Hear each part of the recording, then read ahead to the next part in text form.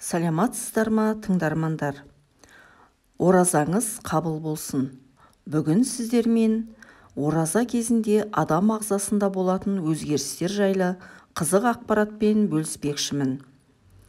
Бірінші тазалану кезеңі, екінші күн. Басыңыз қатты ауырады ма? Еш уайымдамаңыз.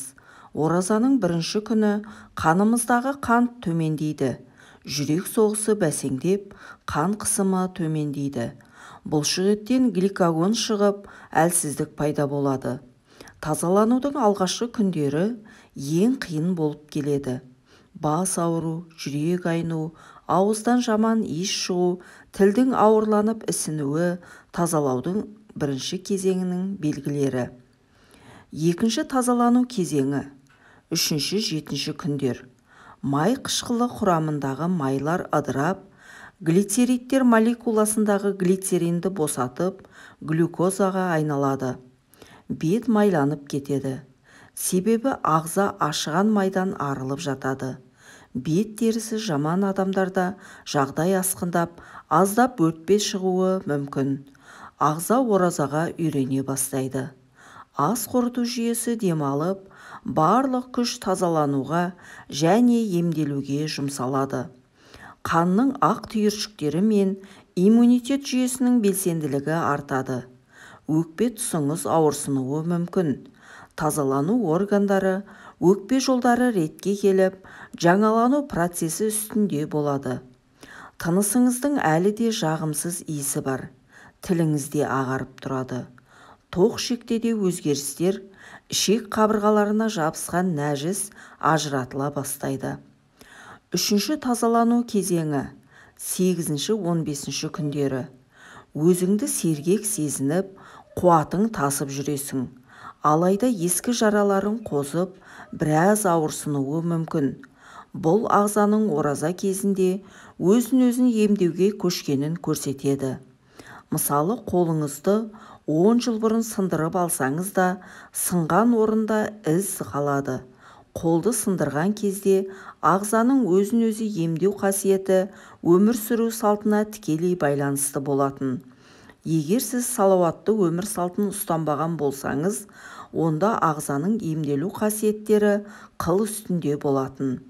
Ораза барысында ағза өзін емдеу қасиетін белсенді етеді. Ағза өз бойынан өлі не жарақаттанған жеріне лимфоциттер секреттелген заттарды жеткізіп, ақаулы жасушаларды жоюға кіріседі. Осы шырышты заттар бұрын болған ақау орнын қайта ауыруына әкеп соқтыратын сол жердегі жүйке талшықтарына әсер етеді. Ағза өзін емдеп болуының көрсеткіші де осы ауырсыну болмақ.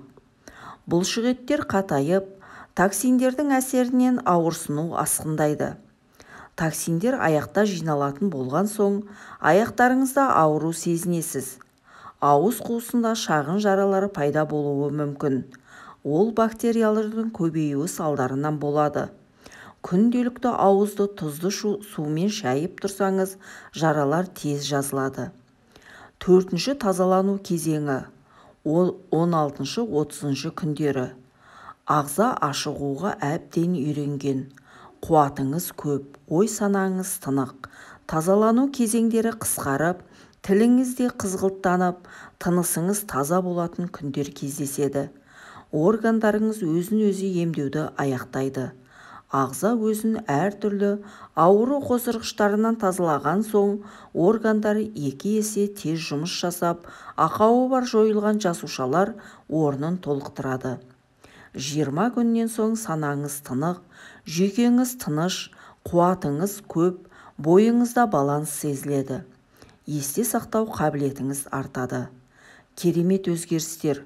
Одан да маңыздысы, Алла тағаланың ораза тұтқан жан үшін бұл дүние мен ақыретте беретін нығметтерін бірдей ойлау керек.